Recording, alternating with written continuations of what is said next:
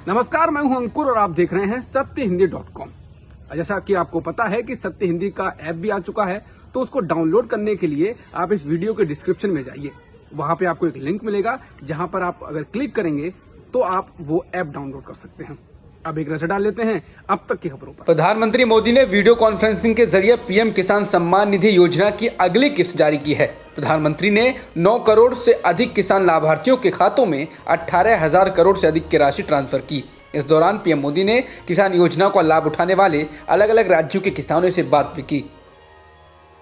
प्रधानमंत्री मोदी ने किसान आंदोलन पर तंज कसते हुए कहा है कि नए कृषि कानूनों के विरोध के नाम पर कुछ पार्टियां अपने राजनीतिक एजेंडे को आगे बढ़ा रही हैं। मोदी ने किसान योजनाओं का लाभ उठाने वाले अलग अलग राज्यों के किसानों से बात करते हुए ये टिप्पणी की। उन्होंने साथ ही कहा कि कॉन्ट्रैक्ट फार्मिंग के नाम पर भी देश में भ्रम फैलाया जा रहा है कि किसान की जमीन छीन ली जाएगी। पीएम ने कहा कि केवल पंजाब के किसानों को क्यों भड़का रहे हो, केरल में जाकर प्रदर्शन करो। पीएम ने कहा इन लोगों को सिर्फ अपना लाभ नजर आ रहा है, ये सिर्फ किसानों के नाम पर अपना झंडा लेकर घूम रहे हैं।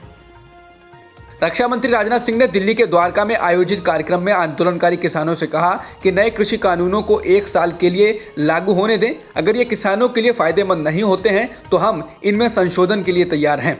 राजनाथ सिंह ने कहा यह कहा जा रहा है कि मंडियां खत्म कर दी जाएंगी। उन्होंने कहा कि किसान अपना माल कहीं भी बेचना चाहें, ये आज़ादी देने का काम पहली बार किसी ने किया है तो वह मोदी सरकार।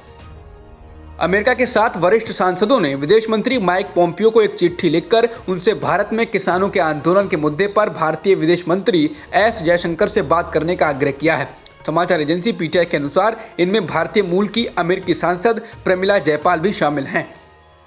सरकार ने किसान संगठनों को एक बार फिर वार्ता के लिए न्योता भेजा है। सरकार की ओर से भेजी 3 पन्नों की चिट्ठी में कृषि मंत्रालय के संयुक्त सचिव विवेक अग्रवाल ने कहा कि सरकार हमेशा खुले दिमाग और ईमानदार इरादे से मसलों पर चर्चा करती रही है।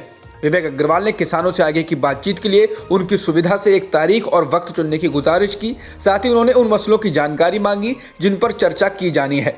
हालांकि नई चिट्ठी में लिखा है कि कृषि सुधार से जुड़े तीनों कानूनों का न्यूनतम समर्थन मूल्य यानी एमएसपी से कोई संबंध नहीं है और ये एमएसपी पर किसी तरह से असर नहीं डालेंगे, इसलिए इस मोर्चे पर कोई नई मांग रखना उचित नहीं होगा। किसान संगठनों की ओर से पिछले प्रस्ताव को ठुकराए जाने के बाद सरकार ने इस बार कहा है कि सरकार उन मसलों पर भी बातचीत के लिए तैयार है जिनकी पहचान 3 दिसंबर की बैठक में नहीं की गई थी। बता दें, संगठनों ने बुधवार को अपने जवाब में पहले दिए गए लिखित प्रस्ताव को ये कहते हुए ठुकरा दिया था कि इसमें आवश्यक वस्तु अधिनियम में संशोधनों का जिक्र नहीं है, जिसके बाद सरकार ने चिट्ठी में स्पष्ट किया कि लिखित प्रस्ताव उन मुद्दों पर आधारित था जिनकी पहचान 3 दिसंबर की बैठक में की गई थी। सरकार के नए प्रस्ताव पर आज फिर किसानों की बैठक होगी, जिसमें इसको लेकर फैसला किया जाएगा। संयुक्त किसान मोर्चा की बैठक आज दोपहर 2 बजे सिंगू बॉर्डर पर होनी है। केंद्र सरकार की चिट्ठी पर औपचारिक रूप से जवाब देने को लेकर इस बैठक में चर्चा होगी। बता दें, आज किसानों को बॉर्डर पर डटे हुए 30 दिन हो चुके हैं, लेकिन वो अपनी मांगों को मनवाने के लिए डटे हुए हैं।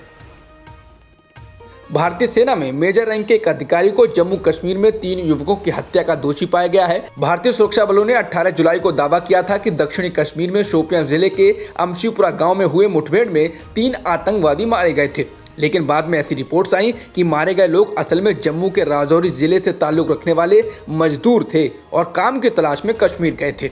इसके बाद सैनिकों की कार्रवाई पर सवाल उठे थे और फिर सेना ने इस मामले की जांच शुरू कर दी थी। अब जांच में मेजर रैंक के अधिकारी को 3 युवकों की हत्या का दोषी बताया गया है। दिल्ली के मुख्यमंत्री अरविंद केजरीवाल ने गुरुवार को कहा कि दिल्ली में 51 लाख लोगों को वैक्सीन देने के लिए चिन्हित किया जा चुका है।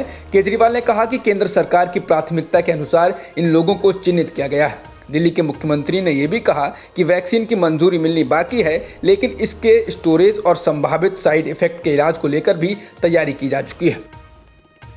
आईसीएमआर ने कहा कि कोवैक्सीन को दुनिया भर से तारीफें मिल रही हैं। भारत से मिलने वाले डेटा से हमें पता चला है कि कोवैक्सीन काफ़ी सुरक्षित और प्रतिरोधक है। मेडिकल जर्नल लैंसेट ने भी कोवैक्सीन के बारे में विस्तृत लेख छापा है। इसके साथ ही भारत में इसके तीसरे क्लिनिकल ट्रायल की राह साफ हो गई है। इतना ही नहीं, देश में 22 जगहों पर कोवैक्सीन का तीसरे चरण का क्लिनिकल ट्रायल शुरू भी हो चुका है। भारत में एक दिन में 23,000 से अधिक कोरोना संक्रमण के मामले दर्ज किए गए हैं और 336 लोगों की जान भी गई है, जिसके साथ ही देश भर में कोरोना संक्रमितों का आंकड़ा 1,01,46,000 के पार हो गया है और मृतकों की संख्या भी 1,47,000 से ज़्यादा हो चुकी है। फिलहाल एक्टिव मामले 2,81,000 से अधिक हैं। महीनों के गतिरोध के बाद आखिरकार ब्रिटेन और यूरोपीय संघ यानी ईयू ने एक पोस्ट ब्रेक्जिट डील कर ली है। डील के बाद ब्रिटेन के पीएम बोरिस जॉनसन ने कहा, हमने अपने कानून और अपनी किस्मत की डोर वापस अपने हाथों में ले ली है। इस पोस्ट ब्रेक्जिट समझौते के बारे में अभी विस्तृत जानकारी नहीं आई है, लेकिन प्रधानमंत्री ने दावा किया है कि ये पूरे यूरोप के लिए अच्छी डील है।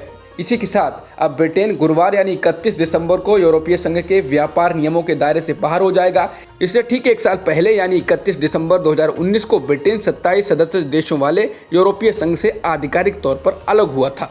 यूरोपीय संघ ने कहा कि वो जलवायु परिवर्तन, ऊर्जा और ट्रांसपोर्ट जैसे क्षेत्रों में ब्रिटेन को पहले की तरह अपना सहयोग देता रहेगा।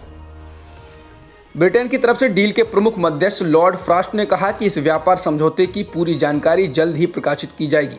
हालांकि इस डील को अमल में लाए जाने के लिए इसका ब्रिटेन और यूरोपीय संघ दोनों की संसद में पारित होना जरूरी है। इसी मद्देनजर 30 दिसंबर को ब्रिटेन की संसद में वोटिंग होगी। ब्रिटेन में विपक्षी लेबर पार्टी के नेता कीर स्टारमेर ने कहा कि हालांकि ये एक कमजोर डील है, लेकिन उनकी पार्टी संसद में डील के पक्ष में वोट डालेगी ताकि इसको पारित किया जा सके, क्योंकि अब और समय नहीं बचा है। अगर ब्रिटेन बिना किसी डील के ईयू से अलग हुआ तो इसके भयावह परिणाम होंगे और लेबर पार्टी ऐसा नहीं होने देगी। ऑस्ट्रेलिया के खिलाफ बॉक्सिंग डे टेस्ट के लिए भारतीय क्रिकेट कंट्रोल बोर्ड यानी बीसीसीआई ने प्लेइंग 11 का ऐलान कर दिया है। उम्मीद के मुताबिक अजिंक्य रहाणे टीम की कप्तानी करेंगे, जबकि शुभमन गिल और मोहम्मद सिराज को डेब्यू का मौका मिलेगा। गिल को ओपनर के तौर पर पृथ्वी शॉ की जगह टीम में लाया गया है, जबकि मोहम्मद सिराज चोटिल मोहम्मद शमी का स्थान ले रहे हैं। इसके अलावा ऋषभ पंत और रविंद्र जडेजा को भी टीम में मौका दिया गया है। अब तक की सुर्खियों में इतना ही। बाकी खबरों के लिए बने रहिए सत्यहिंदी.com के साथ। सत्य हिंदी का ऐप डाउनलोड करें गूगल प्ले स्टोर पर।